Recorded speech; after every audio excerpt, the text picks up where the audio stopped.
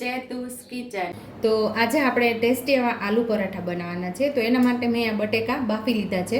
આલુ પરોઠા બનાવવા હોય ને તો અડધી પોણી કલાક વહેલા આપણે બટેકા બાફી અને રાખી દેવાના. તો બટેકા બાફી લીધા છે અને સરસ આપણે છાલ પણ ઉતારી લીધી છે, એટલે કે ફોલી લીધા છે. અને અહીંયા આપણે 2 મીડિયમ સાઇઝની ડુંગળી લઈ અને ઝીણી ઝીણી સુધારી લીધી છે. 1 લીંબુ લીધું છે, લીલા ધાણા, 3 લીલા મરચાં, એક ઇંચ આદુનો ટુકડો લીધો છે, અડધી ચમચી જેટલો ગરમ મસાલો. બાકી રેગ્યુલર મસાલાની અંદરથી મસાલાનો ઉપયોગ કરી અને ટેસ્ટી એવા આપણે આલુ પરોઠા તૈયાર કરશું. તો અહીંયા આપણે 2 નાના પાવડા જેટલું તેલ ઉમેરશું.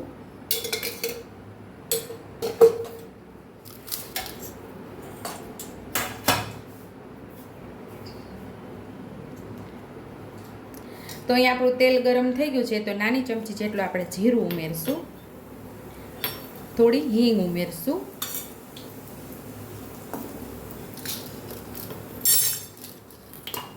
આપણે ડુંગળીને સાતળી લેવાની છે.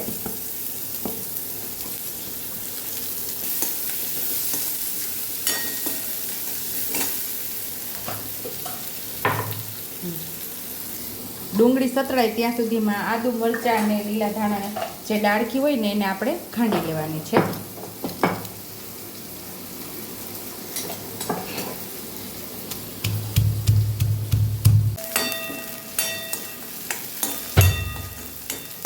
ડુંગળી આપણી લાઇટ પિંક કલરની થઈ ગઈ છે, એટલે આપણે આમાં આદુ મરચાંની જે પેસ્ટ તૈયાર કરેલી આપણે ઉમેરી દઈશું.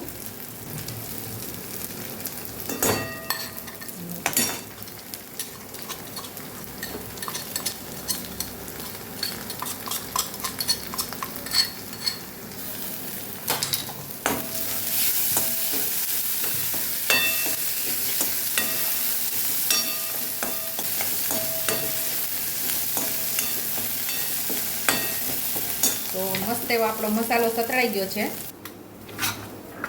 પાવભાજી મેસરથી આપણે બટેકાને મેશ કરી લેવાના છે.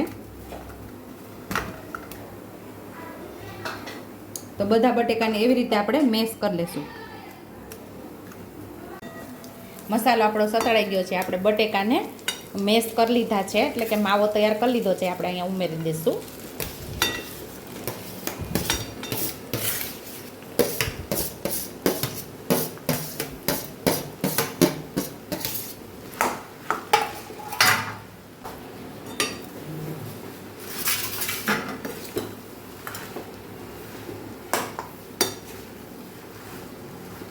મસાલાને સરસ આપણે બટેકાના માવા સાથે મિક્સ કરી લેવાનું છે.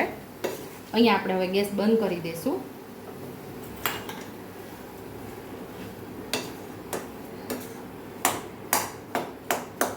લીલા ધાણા પણ હવે લાસ્ટમાં આપણે મિક્સ કરી દઈશું. લીલા ધાણા સારા પ્રમાણમાં ઉમેરજો, એટલે એનો બહુ મસ્ત એવો સ્વાદ આવે છે.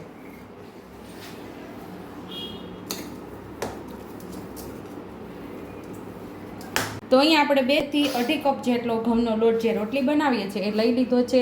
તો અહીંયા સ્વાદ મુજબ આપણે મીઠું ઉમેરશું અને મોણ માટે આપણે 3 નાના પાવડા જેટલું તેલ ઉમેરશું.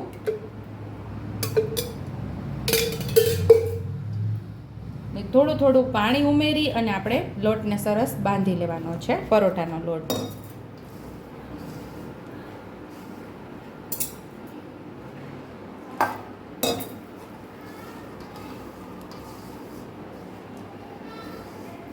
રોટલીથી થોડો એવો કઠણ આપણે આ લોટને બાંધવાનો.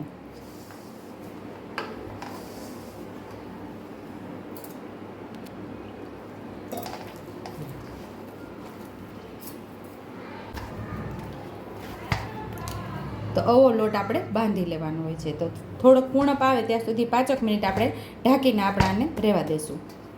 તો અહીંયા આપણે લોટ બાંધીને 5 મિનિટ થઈ ગઈ છે રેસ્ટ કરીને, ઉપરથી આપણે તેલ લગાવીને રાખી દીધો. તો હવે આપણે એને સરસ કૂણવી લેવાનો છે.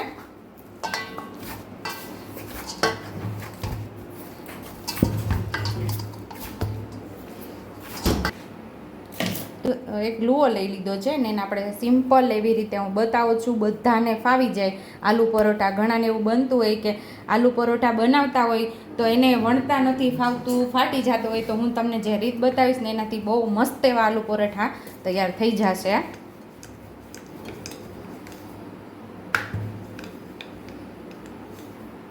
તો અહીં આપણે એક મોટી રોટલી જેટલું વણી લેવાનું છે.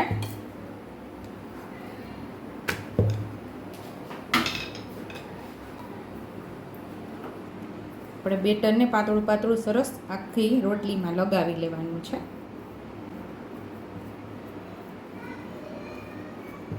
આપણે સરસ એવું માવો લગાવી લીધો છે અને વચ્ચેથી આવી રીતે કટ લગાવવાનો છે.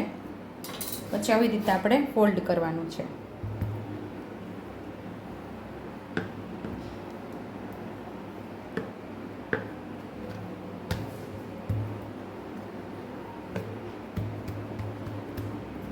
નીચેની કિનારી આપણે દબાવી દેવાની.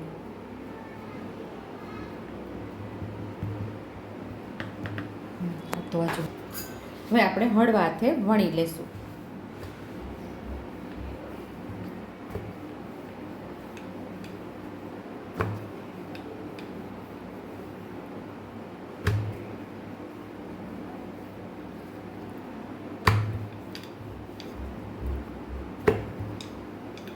અહીંયા આપણે તવો પણ તપવા રાખી દીધો છે ને આલુ પરોઠાને આપણે ઉમેરી દઈશું. સેમ એ જ રીતે આપણે બીજા પરોઠાને પણ તૈયાર કરી લઈશું.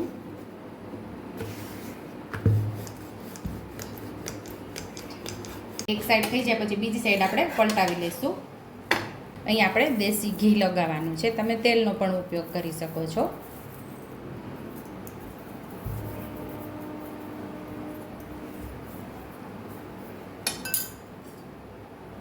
સેમ એ જ રીતે બીજી સાઈડ પલટાવીને પણ આપણે ઘી લગાવી દેવાનું છે.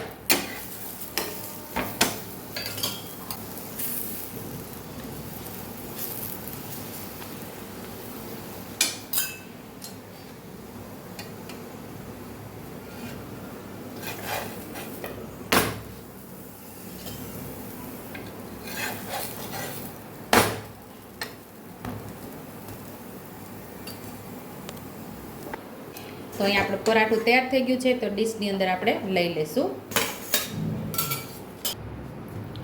સેમ બીજી એ જ રીતે આપણે પરોઠાને વણી લેશું.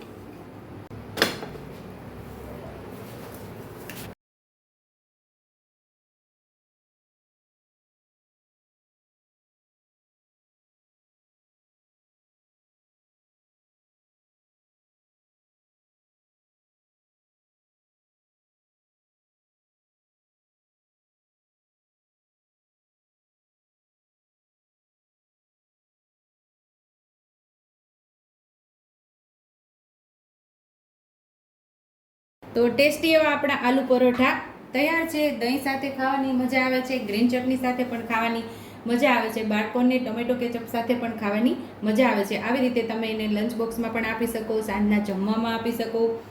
જો તમને મારી રેસીપી પસંદ આવી હોય તો મારી રેસીપીને લાઇક કરજો, શેર કરજો, સબસ્ક્રાઈબ કરજો, બેલ આઇકોનને દબાવતા ભૂલતા નહીં અને કમેન્ટ બોક્સમાં કમેન્ટ કરજો કે મારી રેસીપી કેવી લાગી. તો આવજો.